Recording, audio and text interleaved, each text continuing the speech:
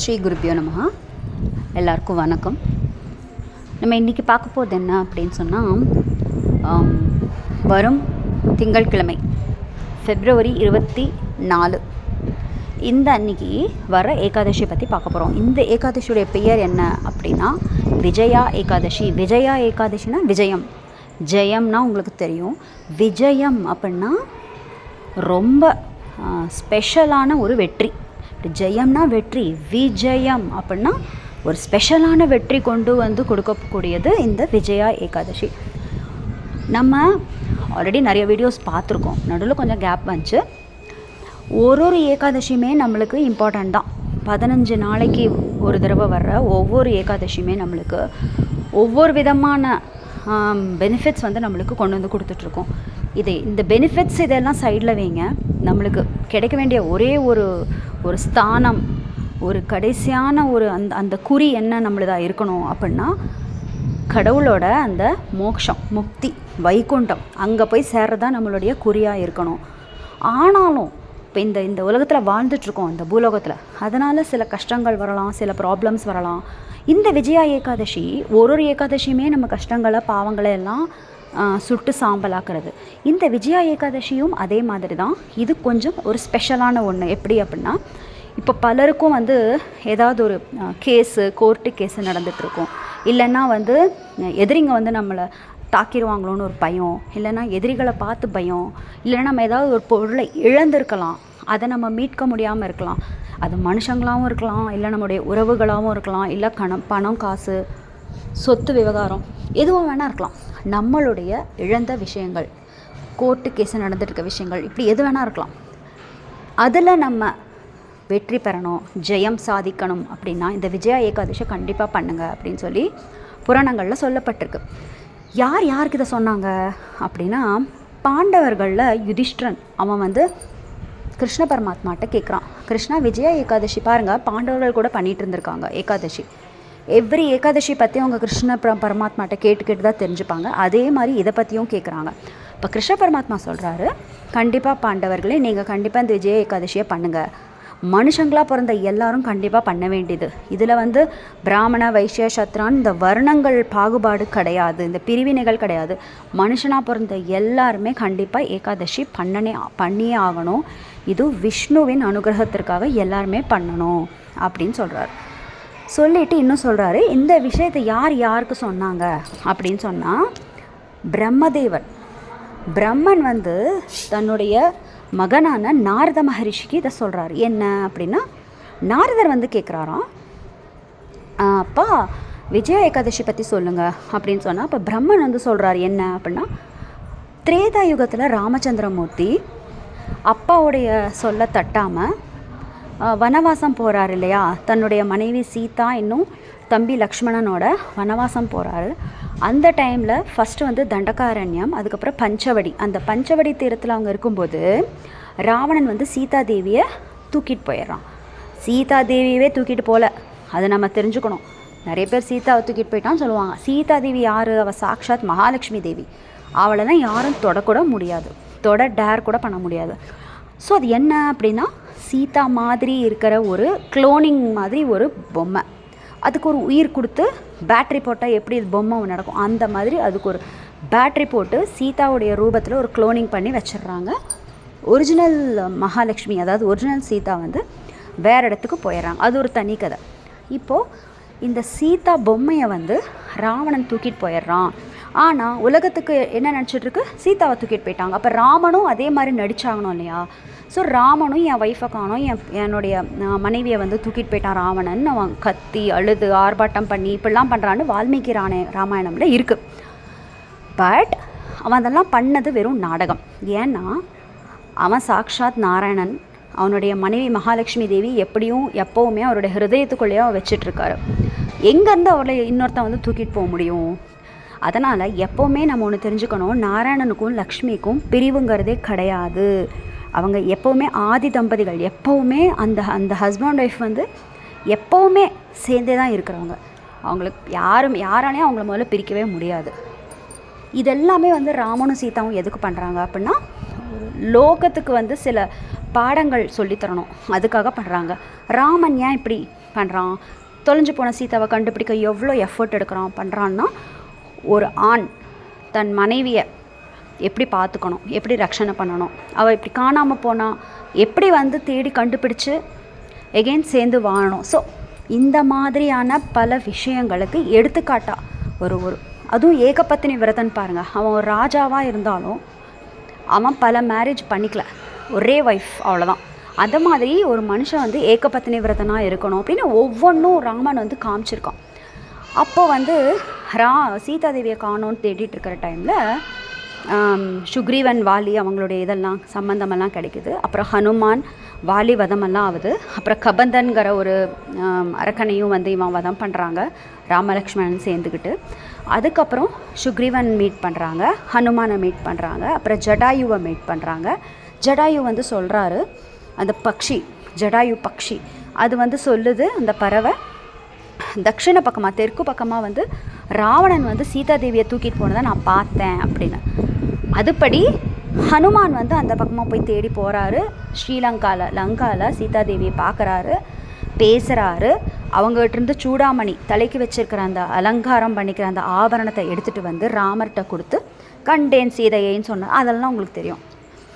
இப்போது ராமனுக்கு ஒரு கவலை, என்ன எல்லாம் தெரிஞ்சிச்சு, பட் இந்த சீதாதேவியை எப்படி போய் நம்ம காப்பாற்றுறது, இவ்வளோ பெரிய சமுத்திரத்தை எப்படி தாண்டுறது அப்படின்னு.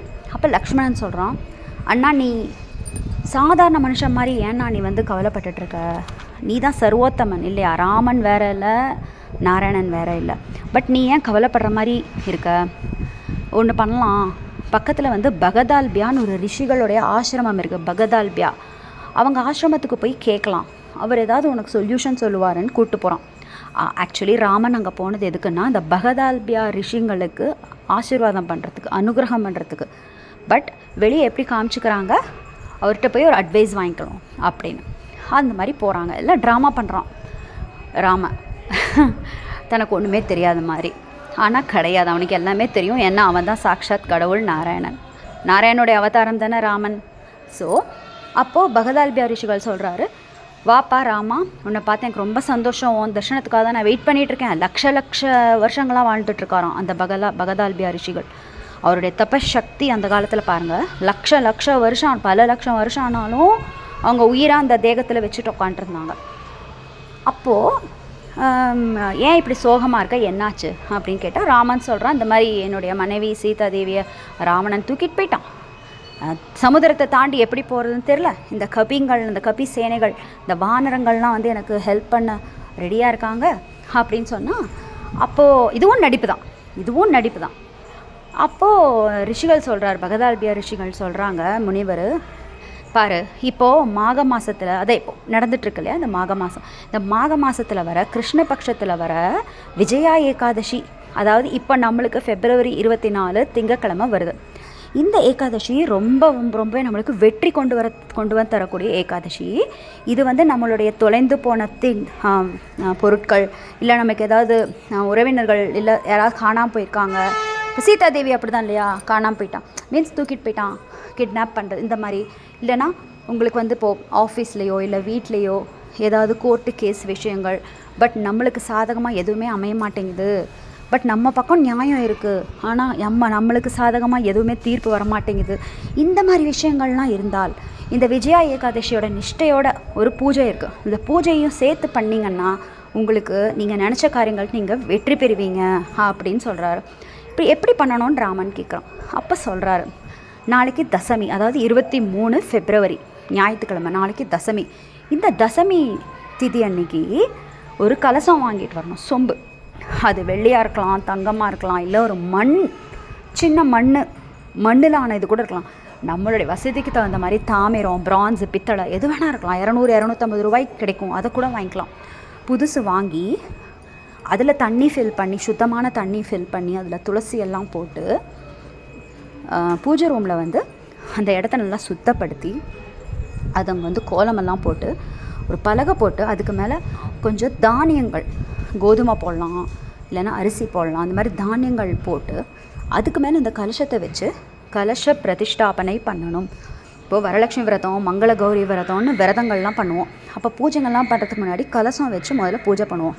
அந்த மாதிரி இந்த கலசம் வச்சு ஷோடசோபச்சார பூஜைங்க எல்லாம் பண்ணி அதுக்கும் நைவேத்தியம் பூவு மஞ்சள் குங்குமம்லாம் போட்டு பூஜை எல்லாம் பண்ணிவிட்டு ஒரு நாராயண பிரதிமைன்னா மண்ணுலையோ துளசி மண்ணுலையோ இல்லை மஞ்சள்லையோ ஒரு சின்ன விநாயகரை பண்ணுவோம் இல்லையா, அந்த மாதிரி ஒரு சின்னதாக ஒரு கோபுரம் மாதிரி இப்படி பண்ணி அதை நாராயணனா நம்ம நினச்சி அதையும் அந்த கலசத்துக்கு பக்கத்தில் தானியத்துக்கிட்டே வச்சு தசமி அன்னைக்கு பூஜை பண்ணணும்.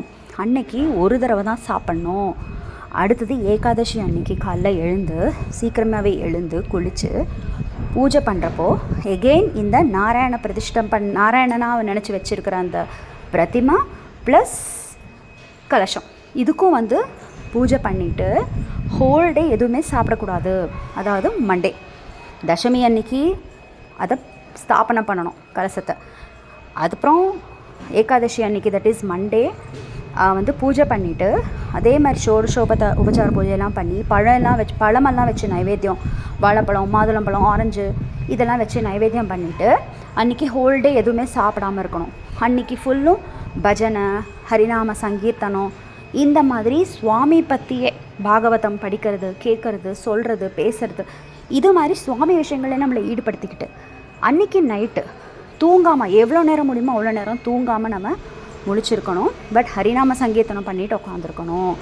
அடுத்த நாள் துவாதசி, அதாவது செவ்வாய்க்கிழமை 25 காலையில் சீக்கிரம் எழுந்து குளிச்சுட்டு இந்த கலசத்தை கொண்டு போய் நம்ம வீட்டுக்கிட்ட எங்கேயாவது ஒரு நதியோ இல்லை ஓடையோ இல்லை ஒரு ஏரி இல்லைன்னா சமுத்திரம்னு சொல்கிறாங்க, இந்த மாதிரி எங்கே வேணால் போய் அந்த கலசத்தை வச்சு எகெயின் அங்கே ஒரு பூஜை பண்ணிவிட்டு அந்த பிரதிமையை அந்த நாராயணன் சொல்லி கொஞ்சம் ஒரு இதில் பண்ணியிருந்தோன்னே அந்த மஞ்சள்லையோ துளசி மண்ணிலையோ வச்சுன்னு சொன்னேன், அதை அந்த தண்ணியில் போட்டு கரைச்சிட்டு அந்த கலசத்தை கொண்டு போய் தக்ஷணைன்னா சம்பாவனை ஒரு 10 20 இல்லை 500 ரூபாயோ நம்மளால் எவ்வளோ முடியுமோ அவ்வளோ 50 100 நம்மளுடைய எவ்வளோ சக்தியோ அவ்வளோ வச்சு அந்த கலசத்தை எவ்ரி டைம், அதாவது 15 நாளைக்கு வர்ற இந்த ஏகாதசியை ஒரு தடவையும் கரெக்டாக யார் பண்ணுறாங்களோ அந்த மாதிரி ஒரு நல்ல பிராமணனை கண்டுபிடிச்சி சத் வைஷ்ணவனை கண்டுபிடிச்சி அவங்களுக்கு இந்த கலசத்தை தானம் கொடுத்துடணும்.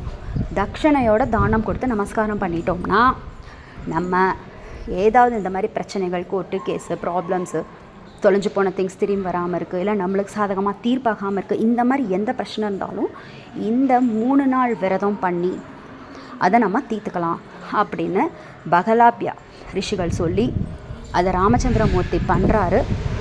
ஏன் பண்ணணும்? ராமன் நாராயணன்னு சொல்லிட்டோம், நாராயணன் பூஜை பண்ணிக்கிட்டாரா? ஆமாம். ஏன்னா சாமியே பண்ணி காமிச்சதானே நம்ம பண்ணுறோம். ராமன் எது பண்ணாலும் ராமனை மாதிரி பாரு, ராமனை மாதிரி பண்ணு அப்படின்னு சொல்கிறோம். ஸோ ராமன் தன்னோட பூஜையை தானே பண்ணி காமிச்சிக்கிட்டு நீங்களும் இப்படி பண்ணுங்கன்னு சொல்லி ஏகாதசியை கூட அவர் பண்ணி காமிச்சார். தசமி அன்னைக்கு கலசத்தோட நாராயணன் சின்ன பிரதிமை பண்ணி வைக்கணும். ஏகாதசி அன்னைக்கும் பூஜை பண்ணணும். ஏகாதசி அன்னைக்கும் பூஜை பண்ணி முடிஞ்சதுக்கப்புறம் அன்னைக்கு ஃபுல்லும் ஹரிநாம ஸ்மரண சங்கீர்த்தனத்திலேயே இருந்து அன்றைக்கி நைட் எவ்வளோ நேரம் முடியுமோ அவ்வளோ நேரம் முழிச்சிருந்து சுவாமி பூஜை பிரார்த்தனை எல்லாம் பண்ணிக்கிட்டே இருந்து எது பண்ணாலும் அந்த கலசத்தை முன்னாடியே பண்ணணுமா. நாராயணன் சாட்சியாக அவனுக்காக அவன் நம்மளுக்கு அனுகிரகம் பண்ணட்டோன்னு நம்ம அவங்ககிட்ட கேட்டுக்கிட்டு பண்ணிக்கிட்டு துவாதசி அன்னைக்கு காலையில், அதாவது நம்மளுக்கு நாளைக்கு தசமி சண்டே, மண்டே ஏகாதசி, டியூஸ்டே துவாதசி, இந்த 3 நாளும் துவாதசி அன்னைக்கும் மார்னிங் எழுந்து குளிச்சுட்டு, இப்போ நம்ம வீட்டுக்கிட்ட நதி இல்லை, ஏரி இல்லை, குளம் இல்லை அப்படின்னா நம்ம வீட்டிலையே கங்கா வச்சுருப்போம் கண்டிப்பாக சின்ன ஒரு இதில், அதுக்கிட்ட வச்சு நம்ம எகெயின் பூஜை பண்ணி நமஸ்காரம் பண்ணிவிட்டு அதை கொண்டு போய் அந்த கலசத்தை நல்ல ஒரு சத் பிராமணன் ஏகாதசி பண்ணுற ஒரு நல்ல வைஷ்ணவனுக்கு அதை தட்சணையோட தானம் பண்ணிட்டு வந்துட்டால் நம்மளுடைய ப்ராப்ளம்ஸ் எல்லாம் சால்வ் ஆயிரும்னு ரிஷிகள் சொன்னார். ராமச்சந்திரன் அதை பண்ணான், நம்மளுக்காக அதை பண்ணி காமிச்சான்.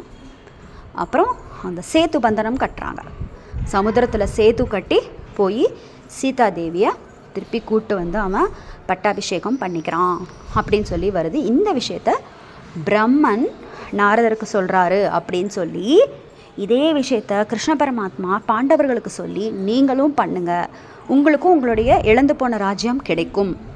திரௌபதி அவமானப்பட்டாங்க அந்த கௌரவர்கள்கிட்ட, அதெல்லாம் சரியாகி அந்த கௌரவர்களுடைய வதமும் நடக்கும், உங்களுக்கும் ஜெயம் வரும், உங்களுக்கு ஸ்பெஷலான விஜயம் கிடைக்கும் அப்படின்னு சொல்லி கிருஷ்ண பரமாத்மா சொல்லி பண்ண சொல்கிறாரு. இந்த ஒரு அற்புதமான ஏகாதசி நம்மளும் வந்து மிஸ் பண்ணிக்கக்கூடாது. எவ்ரி ஏகாதசி நம்மளுக்கு இம்பார்ட்டன்ட் தான். ஒரு ஏகாதசியும் நம்மளுக்கு இப்போ இது கூட அதை கூட நம்ம கேட்கணுன்னு அவசியம் இல்லை. நம்ம எதுவும் கேட்கலன்னாலும் சுவாமி நம்மளுக்கு எல்லாமே கொடுப்பாரு, கொடுத்துட்டு தான் இருக்கார். கடைசியில் அவருடைய உலகமான வைகுண்டத்தையே நம்மளுக்கு அவர் கொடுக்கறதுக்கு ரெடியாக இருக்கார். ஆனாலும் நம்ம இந்த பூலோகத்தில் பிறந்துட்டதுனால நம்மளுக்கும் வெளியே சொல்லிக்க முடியாத கஷ்டங்கள் இருக்கலாம். இந்த மாதிரி கோர்ட்டு கேஸு ப்ராப்ளம்ஸ் பிஸ்னஸில், ஆஃபீஸில், இல்லைன்னா வீட்லேயே, இல்லை சொத்து விவகாரம் எதுவாக வேணால் இருக்கலாம். இந்த கஷ்டங்கள்லாம் போகணும்னு நம்ம ஒரு வேண்டுதல் வச்சு இந்த விஜயா ஏகாதசியை தசமி, ஏகாதசி, துவாதசி 3 நாளுமே கலச பிரதிஷ்டாபனை பண்ணி, தசமி ஒரே தடவை சாப்பிட்ணும், ஏகாதசி எதுவுமே சாப்பிடக்கூடாது, குடிக்கக்கூடாது. துவாதசி அன்னைக்கு காலையிலையும் அந்த 3 நாளுமே அந்த கலசத்துக்கும் நாராயணனுக்கும் பூஜை பண்ணி அந்த கலசத்தை ஒரு நல்ல ஏகாதசி பண்ணுற ஒரு நியாயமான தர்மமான முறையில் வாழ்ந்துட்டுருக்கிற ஒரு நல்ல பிராமணனுக்கு தானம் கொடுத்து கிருஷ்ணார்ப்பணம் சொல்லிட்டோம்னா கண்டிப்பாக அந்த கிருஷ்ணர் வந்து நம்மளுடைய பாவங்களை எல்லாம் எரித்து சாம்பலாக்கி நம்ம பட்டுருக்கு நம்மளுக்கு என்ன கஷ்டம் இருக்கோ அதையும் நிவாரணம் பண்ணி நம்மளுக்கு அந்த ஒரு பர்டிகுலர் விஷயத்தில் மட்டும் இல்லை, எல்லா விஷயங்கள்லையுமே நம்மளுக்கு ஜெயம் விஜயம் கொண்டு வந்து தருவார். இந்த விஜயா ஏகாதசி நம்ம யாருமே மிஸ் பண்ணிக்க வேண்டாம். உங்களுக்கு யூஸாக இருக்கும்னு நினைக்கிறேன். எகைன் நெக்ஸ்ட் வீடியோவில் நம்ம மீட் பண்ணலாம். பாரதிய ரமண முக்கிய பிராந்த கிருஷ்ணார்ப்பணமஸ்து.